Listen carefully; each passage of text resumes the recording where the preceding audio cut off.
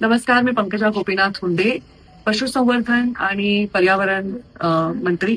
आज मी आदरणीय अजितदादा पवार यांनी जे इथे कार्यक्रम आयोजित केले त्या निमित्ताने बारामती येथे आले.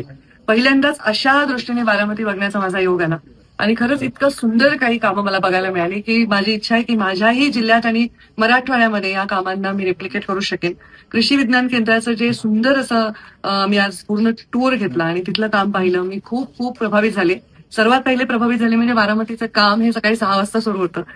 मला दादांच्या वक्तशीरपणा आणि त्यांच्या शिस्तीविषयी खूप खूप कौतुक वाटलं आणि मेन म्हणजे प्रत्येक गोष्टी ते स्वतः लक्ष देत होते. प्रत्येक गोष्टीची त्यांना बारीक माहिती होती आणि ते प्रत्येक गोष्टीची माहिती देखील देत होते आणि सूचनाही करत होते. तर मला असं वाटतं एक असं नातं त्यांच्या मतदारसंघाच्या विकासाशी त्यांचं झालेलं आहे. अनेक वर्षाचा त्यांचा अनुभव, त्यांचं सत्तेत असणं याचा नक्कीच बारामतीला खूप लाभ झालेला आहे.